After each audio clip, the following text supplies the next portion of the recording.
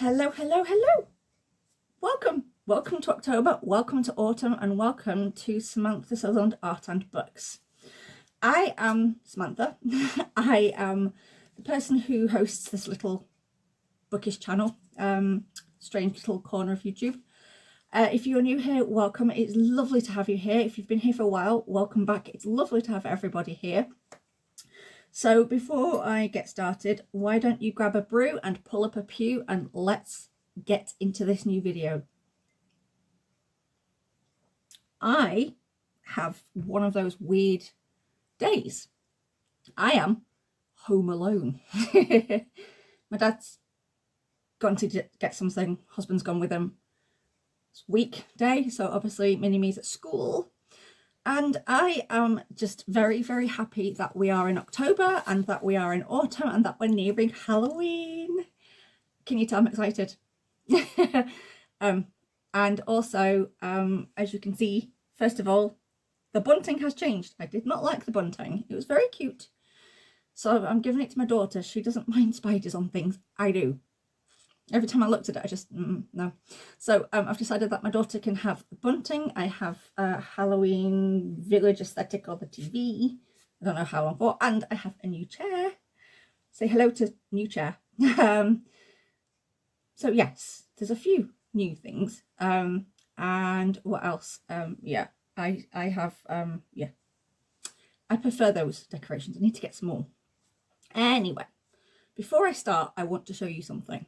Now, if you remember my Tudor Timber video, you will remember my Tudor Queens and my 13-day Tudor Queen that everyone seems to forget.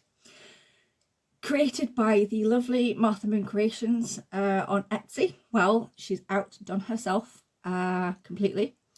I wanted to get like Halloween representations of my family, the three of us, husband, me, Mini-me. And I got... They are ever so awesome. I got Day of the Dead Mr. My hand's shaking a bit, sorry. A Day of the Dead Mrs. How beautiful is that? Look at that paintwork. Isn't it gorgeous? Even on the back, there's roses on the back. Mr. is plain on the back, but obviously Mrs. is very, very decorative. Mini-me, she went for this one. She picked this one. How cute is this? It's so cute. And then, as a surprise, which left me a little bit gobsmacked, because I was like, I only ordered 3. Why is there 4? I saw this on Instagram when she was doing 100 days of Halloween, and she added this in for me. How absolutely cute is this? Sorry, itchy nose again, as per usual. But how beautiful is this? And also... then me being me, I couldn't resist purchasing another one because I have no ability to stop myself. I got a Frida Kahlo. How cool is my Frida Kahlo? My obsession with Frida Kahlo, I had to get a peg doll in Frida Kahlo form. And look at that, isn't she gorgeous? I need to stop trying, honest. Oh, also, if you've noticed my t-shirt, my husband bought me this. He got it me from Tesco's. It's their new Halloween VW bus t-shirt. I love VW buses. I've always wanted to own an original one. Can't drive, and if we win the lottery, I'm buying one just so I can go, I own a VW microbus. Sad but true. So yes, I got given this present of this awesome t-shirt. I can't remember how much it was, but it's from Tesco's. It's from, yeah, the Tesco's clothing department. It's a man's t-shirt, but who cares? Because I love these vehicles and I really wanted the t-shirt and he bought it me as a present. But yeah, if you're after one, I don't know if they still have them. They might do. Well, now it's partway through October, but yeah, you can go and check. So... it is autumn, hooray! And I have decided on a little reading challenge for myself, me alone, because, yeah, I need the distraction. Life is a little bit busy at the moment. If you've seen my video on my life updates. It's a little bit busy and full on, and we've got lots to do before the end of this year, hopefully, especially for one specific thing. And so I've decided on a little reading challenge that is manageable for little old me and that I know I'm going to enjoy. So I know this is going to be fun, and I've already started it because I started reading this book end of September, beginning of October. So yes, I have already started my challenge, and I know we're partway through October when I'm announcing my challenge, but that's because next week is going to be absolutely slammed, and then Mini-Me is on half term the week after. Yeah, so so I was thinking of what to call it now. I was going to do this originally in kind of summer time. I'm going to call it sci-fi summer or something like that. I think I did mention it, and then I threw it to one side whilst I did Tudor Timber, which I thoroughly enjoyed this year, and hopefully I can do more next year for Tudor Timber. Anyway, back to my reading challenge. It is a mouthful, and I am calling this the Rammel Broadcasting Recommends, in brackets, books I've not read. So it consists of me mood reading books that Rammel Broadcasting has recommended on his channel. Every book I've picked, I bought, from his recommendation or his review on his channel. And now I read The Road by Cormac McCarthy because he really rated it, and it was one of his favourites for, I think, dystopian apocalyptic novels. I did really enjoy that book. I put one person off reading the book, but I don't think she would actually, she wouldn't enjoy it. I know full well. You need a bit of a strong stomach to read it, in my opinion. I found it kind of gross, but I really liked it. Yeah, and I will watch the film at some point too, so I will let you know what I think of the film compared to the book at some point. But yes, I picked 6 books. I was going to pick 10, but I picked 6 because 6 is a doable mood reading challenge for me anyway. I'm a slow reader, I've mentioned this before, and being dyslexic does not help when you need to read books for a challenge. That's why I rarely do challenges. I did accept, I think it's 3 or 4 challenges last year. I think I accepted Tudor Timber, Shake Timber, and the art one that Bookings and Books runs every year, and I didn't really manage any of them. Maybe the Shake Timber one, I'm not sure. And this year I was going to do Tudor Timber and Shake Timber, but as we know, life exploded, shall we say. So I went with just Tudor Timber. But next year I'm hoping to do Shake Timber as well as Tudor Timber. I might be able to put the two together somehow. So I'm not doing it completely separately, but it's manageable for the whole of September. So anyway, this, back to my challenge for October. It's not just for October. It's for October, November and December. Because I feel that being a slow reader, and because there's quite a lot of books that I have that Rammel recommended that I bought that I haven't read, I thought I'm going to do it from now until December, till Christmas, till New Year's Eve. And then on New Year's Day, I'm going to pick a book that I've not read, that I've bought, that's been on my shelf for a little bit. And that is one that I fancy reading. And there's one that I really do fancy reading, but I want to read all these other books first. So that one I will pick on New Year's Eve, probably. I'll probably start reading it a little bit before that, let's face it. I can't wait to, when it comes to needing to start reading books, because I want to. Anyway, yeah, so I picked 6 books. One of the picks I have already started. And then one of them I switched. Because I just decided that I would rather switch it and read something else, because I could get to the classic I did pick at another time. So I picked Clara and the Sun by Kazuo Ishiguro, which I have been reading. I am currently, my reading has slowed down a little bit this week. I've been a little bit really fatigued this week, but I'm on page 48. I'm on part 2. So I figure if I can actually sit down and read a part over a couple of days or a day, because they're between 110-ish to, I think the longest one is about 120 odd pages, I think. And then they get quite short towards the end. If I can read a part like a day or something, or over a couple of days, I might get this finished relatively quickly, actually. But I'm going to read it at my pace because I am really enjoying this book. Clara and the Sun is about an AF. I think I've mentioned this before, which means artificial friend. And she is currently living in a department store, or she starts living in a department store. So you see everything she mentions is from her point of view. So everything she sees in the store and in the world is because she's been watching. And she is wanting to be adopted by this one little girl. And she is what sounds like recharged by solar energy. And as she is waiting to be adopted by this little girl that she's made friends with, she is spending her time with the other AFs in the store, moving around different parts and really hoping that she'll get adopted. And so far, I've really been enjoying this book.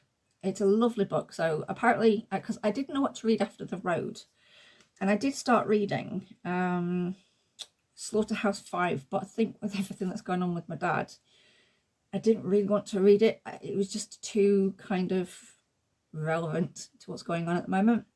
So it was between this and I was going to read Burn. And I couldn't decide, so my daughter said, Clara and the Sun, because she thought it sounded nice and interesting. So I picked it, and I think she's picked very well for me. I'm really, like I said, I am enjoying it, so I can't wait to read the rest of it. So that was one of the picks. So one that I had picked, which I swapped out, is, sorry, the chair easily swings and I've just heard it go bang on the desk. I do apologise if things move.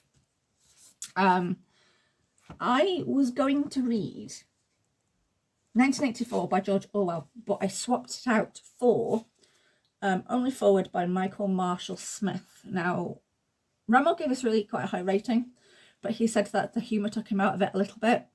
And I'm only guessing, but I kind of sat and thought, I wonder if the author's English, because I do know that England and America, we have very different senses of humour, especially a book that was written, this was written kind of mid-90s. I think it was written mid-90s. This is a 2015 edition, but I think it was like 93, 94 it was written. But either way, we do have a bit of a weird sense of humour. I've had quite a few American friends who kind of looked at me in a bit of a strange way, like, what do you mean? And I've had to kind of explain them, like, oh, right. Because we have very different senses of humour, like I've just said. So I wonder if that's what it might have been. But he did really like the book, and the book does sound interesting. Apparently it's about Stark, who is a private detective who goes to work when something happens to you. And when something happens, it's no good chanting, go away, and cowering in the corner, because something always comes from your darkest past and won't be beaten until you face it, and that's not easy in a city where reality is twisting and broken, a world in which friends can become enemies in a heartbeat, and where your most secret fear can become a soul-shredding reality. And the worst of it is, for this nightmare, you don't even have to be asleep. It sounds interesting, actually, and I just decided I'd rather read this, I think, than in 1984. I will get round to reading that probably next year, because I want to do a classics read next year in 2026, which is nearly upon us, scarily enough. So yeah, this was my swap out for 1984. I also chose Ray Bradbury's Fahrenheit 541 because I really like Ray Bradbury's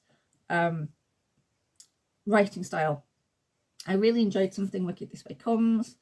I also am currently enjoying my Halloween read, which I'll get to in a minute, and I left the book upstairs, so I'll have to find an image to place. But anyway, I'm really enjoying this, and I've heard the Halloween Tree on Audible, and I absolutely love the Halloween Tree. I think that's my favourite one, and I thought I'll give this one a go because this one also sounds interesting. It's about a fireman, and his job is to destroy the most illegal of commodities, the source of all discord and unhappiness, the printed book.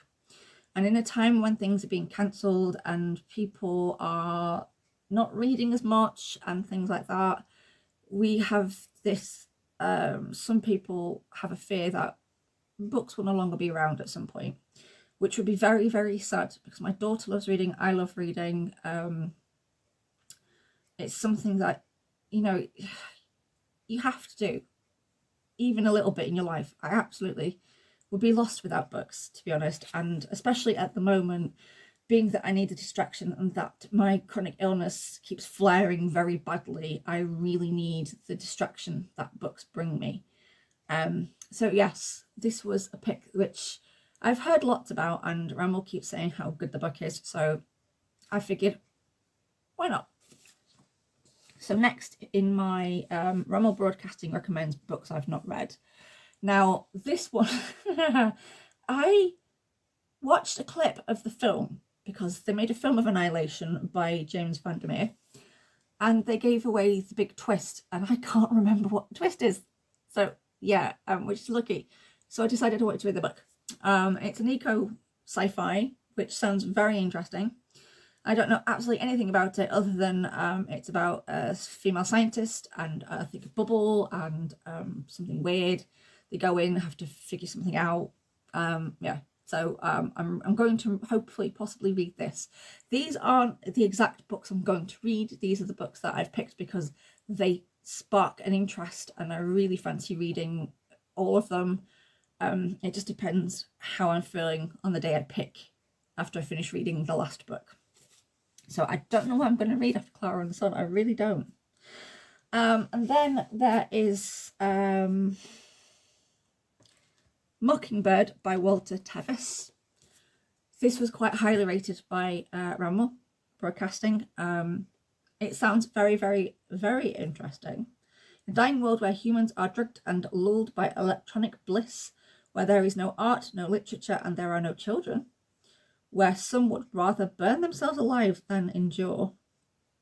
Spofforth is the most perfect machine ever created, but his only desire is the impossible, to cease to be. So it's about a suicidal robot, by the sounds of it, which is really interesting, because that sort of thing kind of does pique my interest. If you've ever watched Star Trek, which I am a bit of a fan of, Voyager, I do remember when Q wanted to end his life, but Q said that they weren't allowed to do that. It was against their rules, and he was insistent that he wanted to end his forever ongoing, I can't think of the word, his life that was immortal, his mortal life. And Q, played by John Delancey, was like, well, if he does, it's going to cause a problem. And it kind of did. There was a civil war, and it was very weird. And Q came up with a great way to end the war, and it included Janeway and Q's offspring. Oh my word. Q was just, yeah, whenever he turned up in Voyager, it was always an adventure with him. But anyway, it kind of reminded me of that a little bit, but I just thought, oh, that sounds interesting. Never read it. Might give it a go. And then I mentioned Galactic Pot Healer by Philip K. Dick, a new favourite of mine. I enjoyed Do Androids Dream of Electric Sheep. I absolutely loved Ubik. I am currently listening to Dr. Blood Money, which I am enjoying. I've got just over 2.5 hours left. I've nearly finished it. I still think Ubik is the best one, and I'm still after the hard copy of Ubik. I need to nip into maybe Waterstones. I've fallen out with Amazon. They ruined my Halloween read. I'll get to that in a minute. But it just sounded absolutely bonkers. Then again, Philip K. Dick's books are a bit insane. So it's about, I think that says Joe. Fernwright is a pot healer, a repairer of ceramics, in a drably Unitarian future where such skills have little value. But the Glimmung is offering Joe a way out of his isolated, meaningless life. It wants him to travel to Plowman's planet to work on a project where, with dozens of other odd creatures, and it may not be a bad idea to do what the Glimmung want. After all, it is prepared to pay well. It could be divine, and like so many other gods, it has very bad temper. Galactic pot healer blends I can't even say that word. Quixotic. I'm dyslexic. If you know what that is, that's great. Adventure and deliciously paranoid theology in a uniquely imaginative and metaphysical quest. Quixotic? Maybe? Quixotic adventure? That sounds about right. Sorry, my nose is itching again. Sorry. But yes, yeah, I just thought that would be good for a laugh. It's bonkers, just like the rest of his books. Apparently, the further on, the ones from like in the 70s were just completely insane. And this book was written in, I have no idea. Yeah, it's quite a more recent one, I'm guessing. 1969. Okay, I was wrong, but it still sounds bonkers, and I thought it might be good for a bit of a laugh. So they're the books I have chosen. Like I said, I'd already started reading Clara and the Sun, and I'm really enjoying that. What I'm going to read after that, I have no idea. I don't know. But I've got some interesting books to choose from, that's for sure. And my Halloween read. Now, first of all, I wanted to read, I think it's Silentium. I can't remember who wrote the book. I will put a picture of it here. I ordered it from Amazon along with a thread cutter. Waited for it to be delivered, and then I got a message saying, sorry, but package was damaged in transit, it's being sent back. I waited and waited and waited for my my refund. I had to contact Amazon and ask where my refund was, because I hadn't got it. It'd been nearly 2 weeks and it was supposed to have been given back, and yeah, it wasn't. But lots of things have been going wrong with Amazon lately with my packages and my deliveries.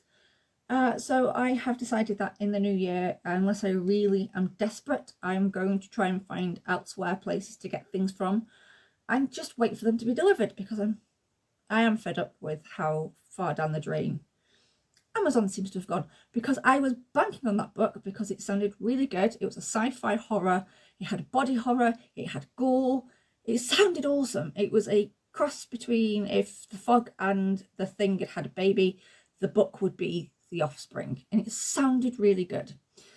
And then it couldn't be delivered, which ruined that idea.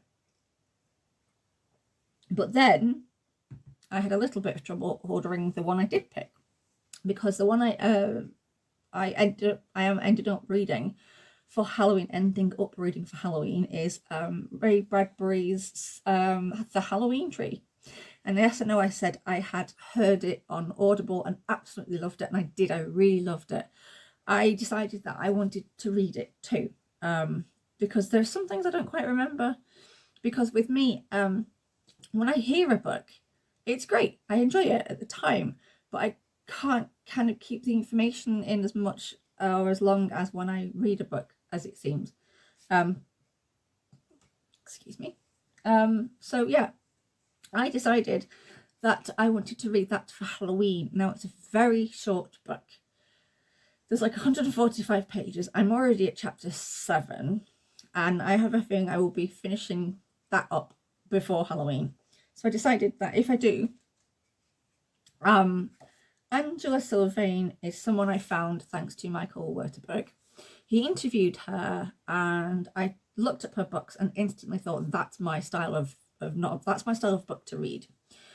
And I owned an art for a couple of weeks and I went with The Dead Spot, Stories of Lost Girls, which are a series of short stories. And I love short stories because suffering from fatigue and brain fog, sometimes I just want something really quick to read that I can just kind of pick up, read something for like half an hour, whatever, and then kind of dip into it over so long. So I thought this would be really good, that if I do finish the Halloween Tree before Halloween, I could dip into a few of these and read whatever's left, hopefully maybe on Halloween, or still keep reading it, which I thought would be really good.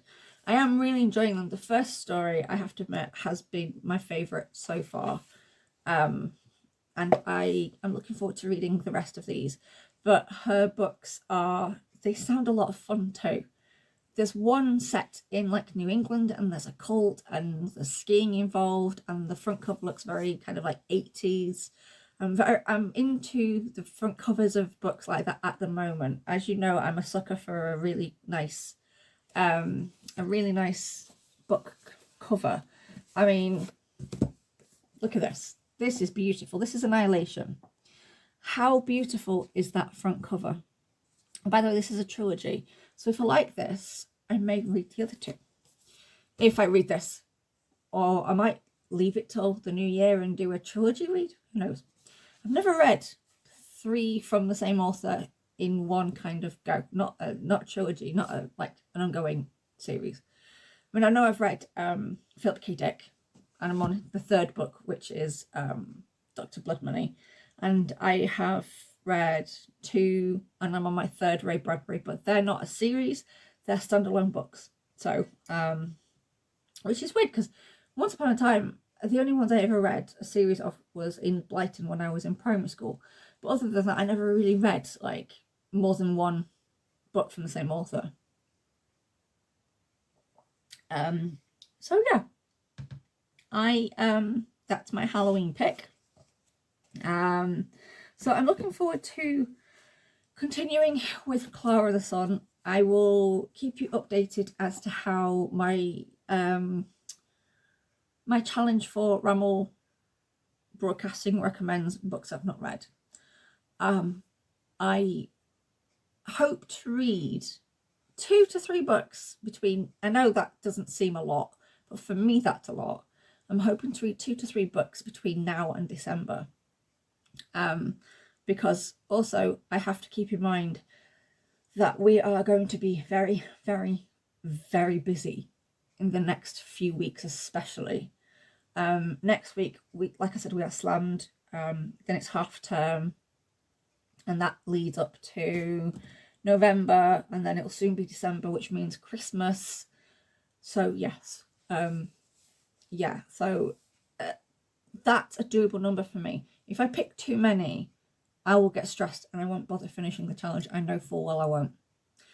So that is why I have picked kind of like 3 at the most to read until December. I might I might even end up reading more, who knows, or even less, because this week, like I said, my reading has stalled quite a bit at the moment. Yeah, so we shall see. And I am watching stuff leading up to Halloween. I've been watching TV, I've been watching DVDs. On the Saturday just gone, I put up my autumn decorations in the window. I need to take better photographs of them because the photos I took were pretty pants. And I binge watched Over the Garden Wall again whilst I did that. I gave my daughter well, I actually didn't give her a huge one because she kind of just stopped me at Over the Garden Wall. So I watched that again. I absolutely love that. I really, really do. I love Over the Garden Wall. It's just, yeah, I'm obsessed with that as I am with Trick or Treat, which I'm hoping to watch this year. I missed out on watching it last year because we didn't get round to it. but I love Trick or Treat. Little Sam, he's very cute. So I watched Over the Garden Wall. I watched The Trouble with Harry again, which I love The Trouble with Harry. It's set in Vermont, right in the midst of autumn, and it's a very harmonious town, and there are a bunch of odd characters who all end up coming together because this very well-dressed gentleman called Harry is found dead in the woods, but they don't know which one of them killed him. They all think they've killed him, and they need to find out what the heck is going on. And there's an artist, there's a newly made widow because his wife happens to live in the town. There's an old naval captain, and there's a spinster, and oh, it's just completely insane. But they all think they've killed him, except for the artist. He just drew him. And the police officer in the town is just, oh, he's stupid. He's just really stupid. He's brilliant. It was from 1955.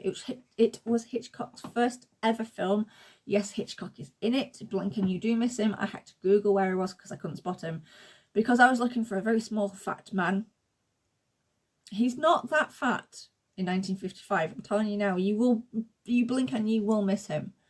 I couldn't spot him. Usually I can, but I think, what was I watching?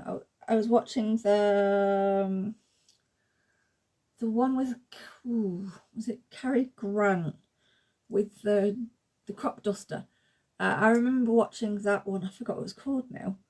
And I spotted him, and I got rather excited, and my husband thought that was quite funny. But I couldn't spot him. I kept my eyes peeled, but I didn't spot him until I Googled it. And then I went back to the beginning of the film to see where in the film he was. I was like, oh, there he was. I blinked and I missed him. But yes, it's to do with a town called Highwater, and this very well dressed gentleman called Harry is found on the hillside going to the woodland. He's dead, but they don't know which one of them killed him, or if any of them killed him, or what's happened to him. Then I got bored very quickly. Hell Motel. If you've ever watched the slasher series, which is on Shudder, I loved the first series. The second series was okay. I got to the third series, I think, and I gave up. Now, I watched Hell Motel, which is about a group of 10 true crime enthusiasts, obsessives even, and they're invited to the grand opening of this motel where 30 years previously a massacre happened. Some satanic massacre ritual thing, and then they start getting picked off one by one. Now, the first one to get picked off, I was so happy because he was such a douche lord. I was watching it thinking, can he just die, like, really quickly? Oh, excuse me, he did, very, very grotesquely. And then I decided that I'd figured out who the killer was, because they showed what I think they showed what was going to happen in the next episode, and I knew instantly that there was something else going on there, and I figured it out because I thought, oh, I wonder if that's the killer, but it wasn't. But it was. I'm not going to spoil it if you want to watch it. Would I recommend it highly? If you want something popcorn horror cheese that you don't mind finding out who the killer was and something really gory, then go ahead. But I don't mind gore, but I had a feeling that after the first episode, the deaths were just going to be absolutely disgusting. And I watched the last 2 episodes, and from what I heard in the second to last episode, I'm kind of glad I ignored the rest of them. But I did guess who the killer was. I was probably right. And it was just, it was not good. And it also connects to Slasher Series 1 and apparently Slasher Series 6. So, yeah, you do actually have to watch the Slasher series to watch Hell Motel. Yeah, it was all right. Like I said, it's not something I wanted to watch all the way through. I speed watched it, basically. I think I ended up fast forwarding episode 4. I think there was, I don't know how many episodes there were, but I just watched the last 2. I fast forwarded through one of them. But yeah, it wasn't very good. I didn't really like it. It wasn't really my cup of tea, but it might be your cup of tea. I have also been watching Dracula Titans season 2. Now, I got really excited when I found out season 2 was coming, because the last one was maybe a couple of years ago, I think, and I've watched all of the Boulet Brothers Dracula from series 1 to series 6, which we're on now. I'm waiting for series 7. There's no date yet. So when I found out Titans series 2 was coming out, yes, I got so excited, and then I saw who the drag queens were. Yeah, a couple of them I'm not a huge fan of, because they have been problematic in their seasons. But basically, if you don't know what Boulet Brothers Dracula is, it is a search for the next drag monster, who gets crowned at the very end. They get blood poured over them, very Carrie style, and they are given the title of Dracula, and they go on tour, and they win $100,000, and they go on tour with the Boulets.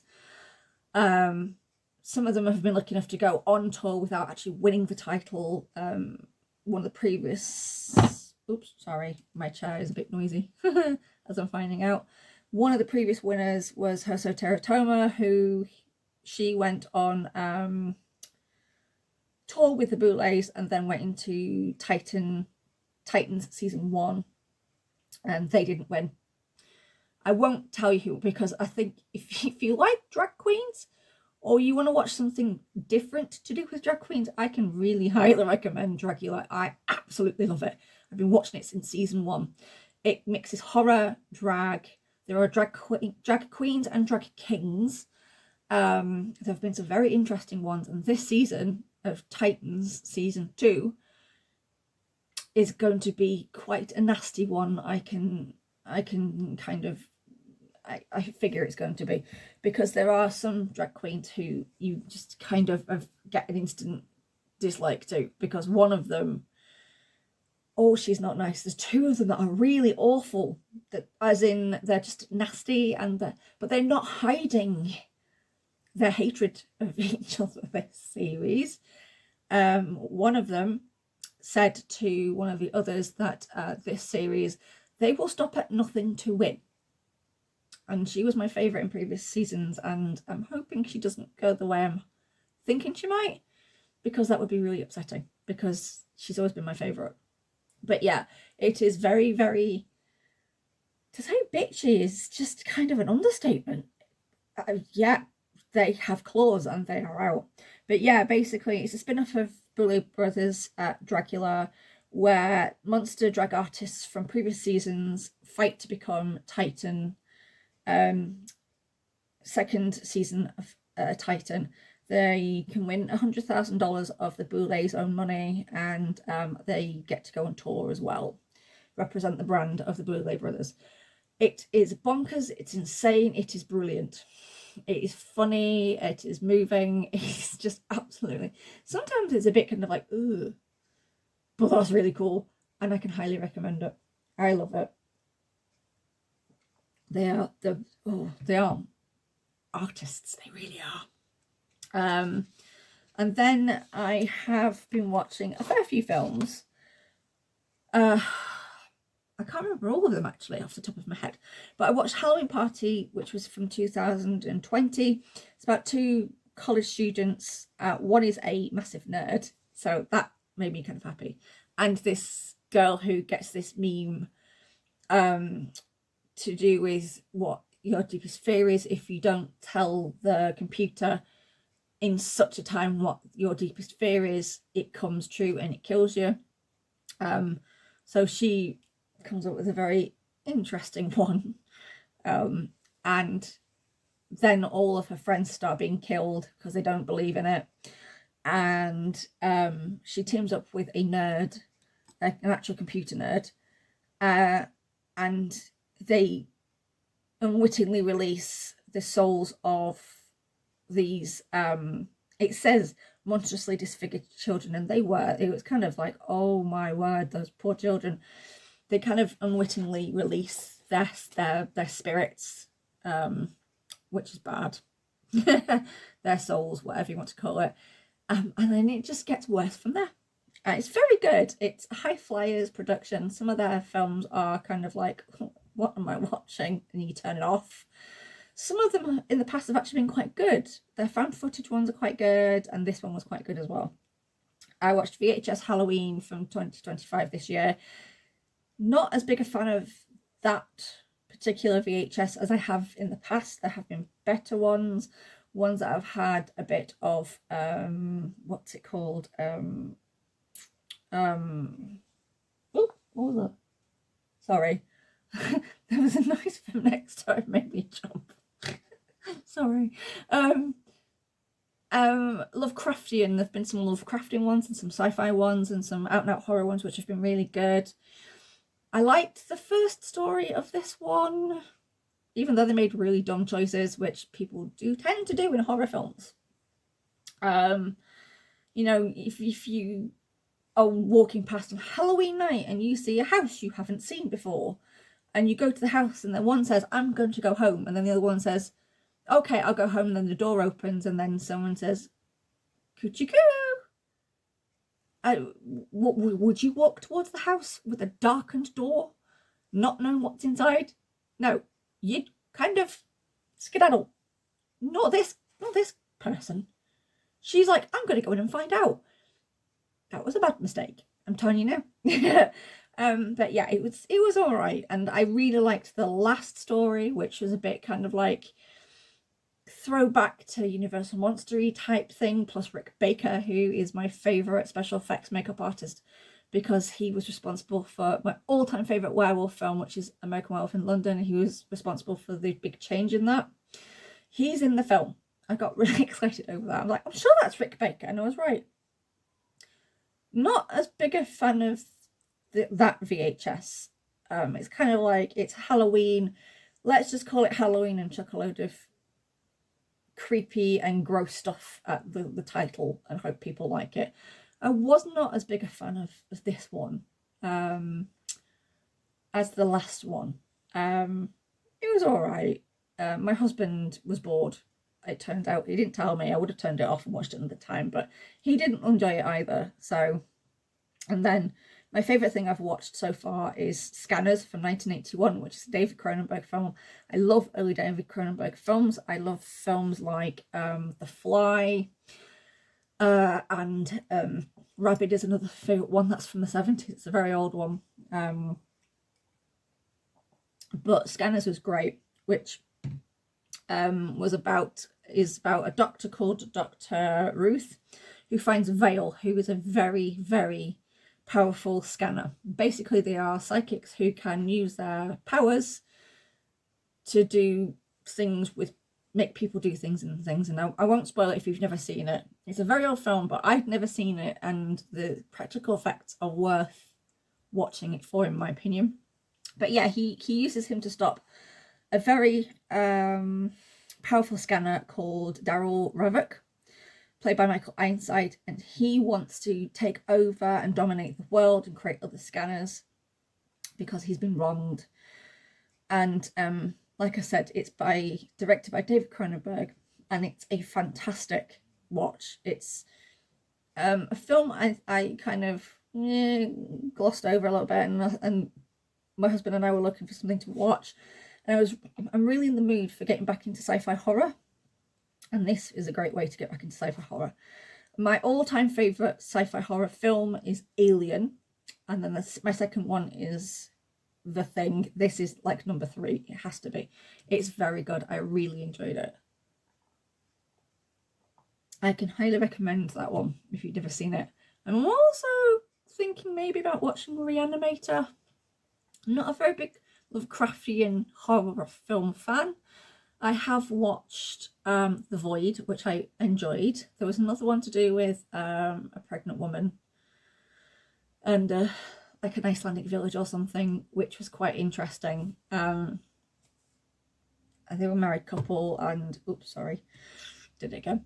It was all right, but I think His Midwich Cuckoos, I'm sure that's the one with Dean Stockwell. That was actually really good. That's based on a really old book. But yeah, I'm not a big Lovecraftian horror fan, but yeah, maybe I'll watch it, maybe I won't, I don't know. I like classic 80s weird films, so you never know, I might get around to watching it. But yeah, I have been watching other stuff as well, and also I'm hoping to watch Beetlejuice with my daughter. I need to get hold of Death Becomes Her because she also wants to watch Death Becomes Her, which I showed her. I did show the trailers, and I have seen it myself when I was about her age when I watched both of them. And she's into gateway horror at the moment. She's watched Coraline. She really did like Coraline. It took her 2 attempts to watch it, and she did. She liked it. I got Paranorman for her. I know that I won't be showing her Monster House for a while. Even as an adult, that film scared me.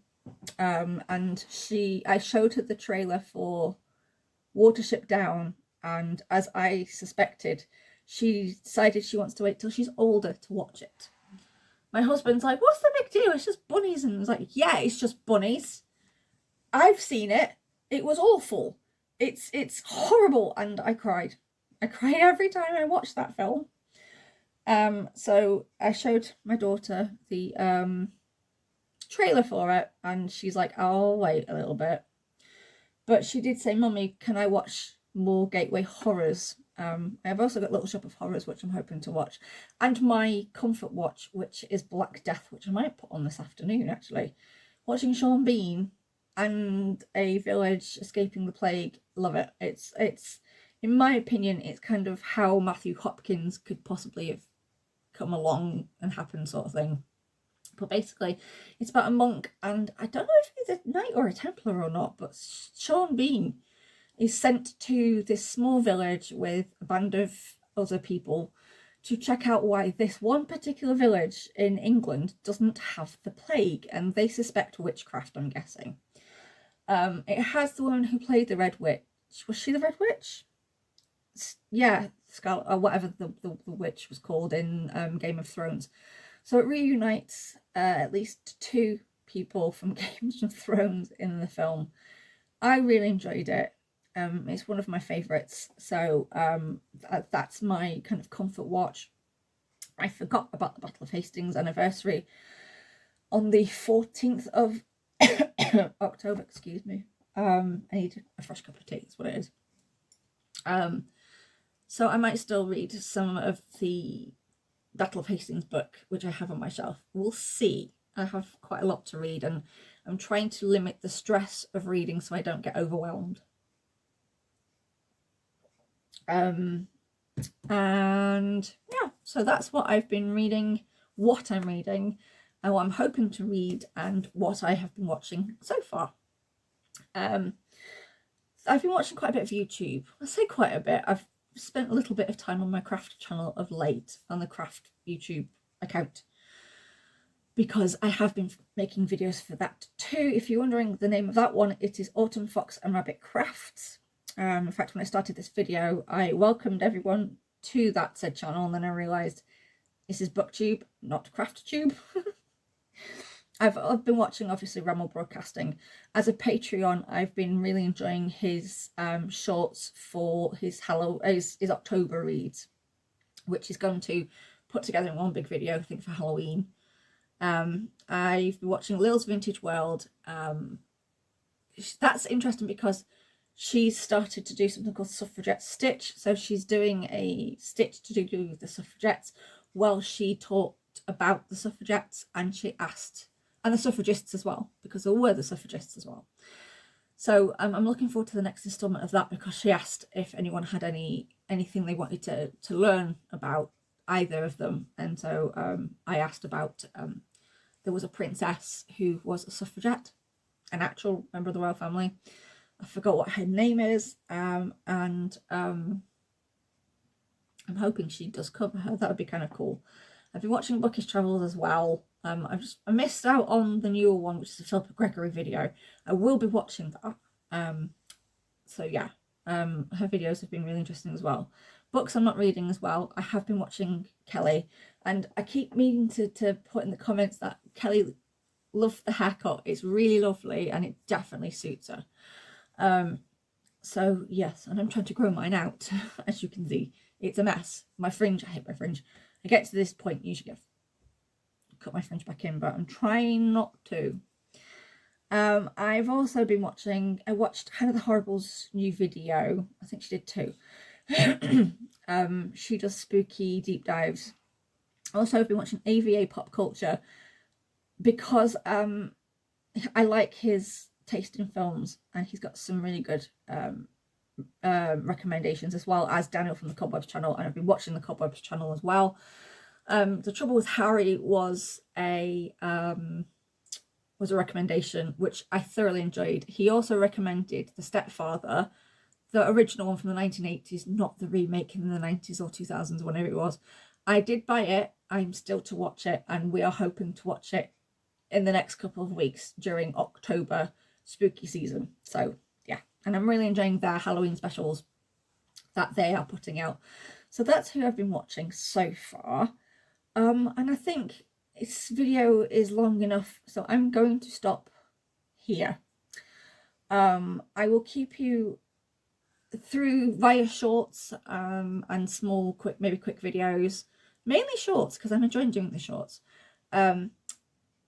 The books I'm reading at the moment and how I'm finding them, and I will obviously do wrap-ups of the books I've been reading. I might wait until December to do a full wrap-up. I'm not sure yet. I haven't figured this out. I've never done my own little challenge before. So on that note, I'm going to go off and probably watch a comfort watch, because I'm guessing they're still doing what they're doing, and then my husband's got to go pick up Mini-Me from school. So I will say goodbye for now. If you want to find me anywhere, you can find me on here, on YouTube, on Instagram, on Facebook, and on Goodreads. And on that note, good reading to you. Stay warm, stay cozy, happy reading whatever you're reading, whatever genre you're reading. I'm really enjoying sci-fi at the moment, I have to admit. I will see you all very soon. Let me know in the comments what you're reading, or if you've made it this far, maybe stick a pumpkin symbol somewhere. It'd be nice to know what you're reading for Halloween. Are you doing a Halloween read? If you are, what is it, or what is it going to be? But I'm going to say goodbye for now. It's been lovely chatting to you, and I'm going to go get a nice fresh cup of tea. I need to get a Halloween cup, don't I? Because it's not very Halloweeny. I need to get a Halloween cup. So yeah, hopefully next time, the next video will be Halloween cup. We'll see. I will see you all very soon. Have a great weekend. This hopefully will go out over the weekend, or at least, yeah, because like I said, next week is slammed. So anyway, again, stay warm, stay cozy, happy reading. Yeah. Bye everyone. Have a great weekend, and I'll see you all later. Bye-bye.